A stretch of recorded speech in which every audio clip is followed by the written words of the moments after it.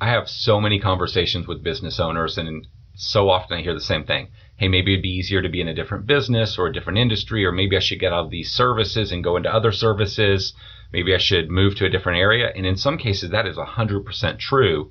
But in other cases, it's literally just the pressure of the business speaking. You're tired. You're not getting enough sleep. You're not eating as good as you should. You're exhausted. So you're in a state of weakness in a sense, and you just kind of want out. Whereas when everything's going great, you're getting enough sleep, you're eating good, you're exercising, things are all clicking and everything's great, you're sort of on the top of the world and you're ready to tackle the next big challenge and grow the business to the next level and break through that next plateau. And so a lot of it has to do with how you're feeling. So for me, things have been really good for a long time, and especially in the last 3 years, things just keep getting better and better. And I've been through a million challenges building the business. So it doesn't matter if you're little bitty with your first truck or right now you have 50 crews. Doesn't matter. You're going to have these moments in time where you go through this pressure cooker, these just like mental pressure. So my stuff has been going really good. I've been through a lot of really hard stuff to get here, but just in the last 4 months, I've got 3 major events going on in my world. And it's probably been the most tiring and stressful, mentally exhausting thing that I've been through in 15 years. And I'm not exaggerating. From December through, I'd say the end of March, has been a mental beating. And so I've been through so many things like this in the past, but I've been on a good run for a while.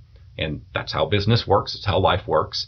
And so it got me thinking that you go through the same thing. I'm going to go through it again someday in the future. I'm sort of on the other side of it now. And from this experience, it reminded me of some things I haven't thought about for a few years. So I'd like to, because I'm just past it, I'd like to give you a few tidbits, a few ideas as you're working through the challenges that you may be in your business right now, or that may be coming. So when you're in the midst of whatever's going on, what I believe is most of us do is we just let our brains go crazy and our mind just runs wild. We worry about what could happen, this thing or that thing, or some risk that might happen. And generally, most of those things are not going to happen to us.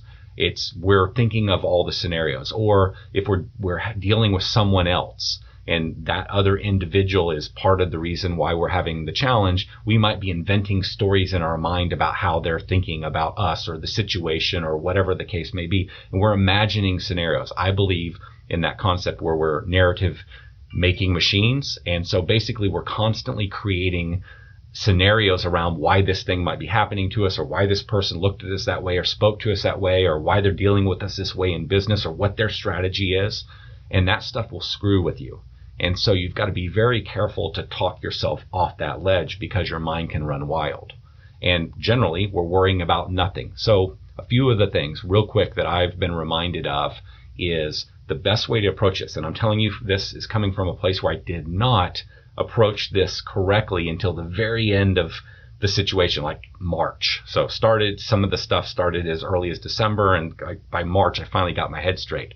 So the things I screwed up is I quit sleeping like normal. I quit eating like normal. I quit working out like normal. I was still doing it a little bit, but not to the level I was when I was operating at a peak state.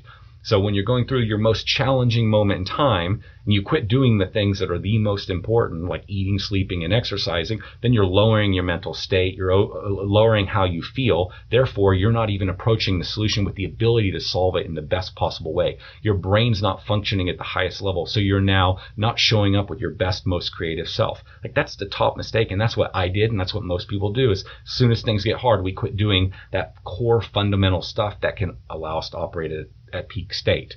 That was one of my mistakes. The other thing is, so basically I quit a bunch of my great healthy habits that I generally do.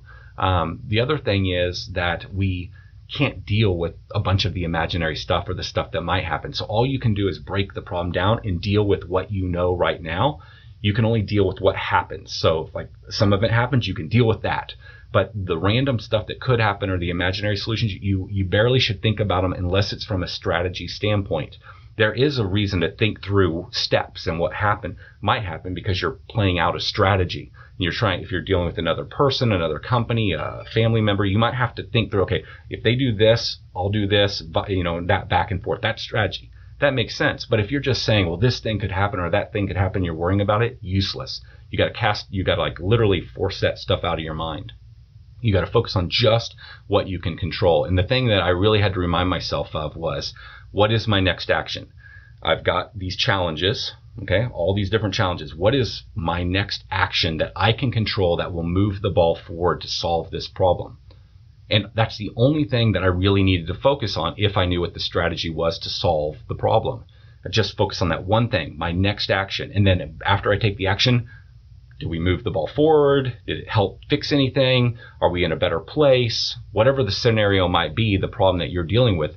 And from that, after taking the next action and seeing what the result is, then what's your next best action, knowing what you now know? And you really can only move the Lego block, the pawn or whatever, one more step forward. But the idea of worrying about the next 20 things that could happen or something that could happen tomorrow or next month, it's a waste. So as best you can, break your problem down into steps, the challenge, whatever it is, down into pieces, and focus on the next action. And every time that brain draining narrative junk pops up in your head, push that out and just stay focused on the next thing and the next thing and the next thing.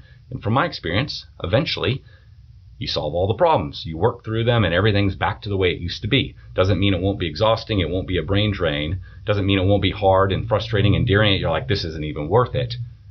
But that's how you get through something. So don't stop doing the things that allow you to operate at peak state. And then remember, break it into pieces and deal with one at a time. And whether that's solving a industry problem, employee problems, a financial problem, a spouse problem, a business problem, a whatever, I think that generally applies to almost all of the problems. I hope that was of some help. See you later.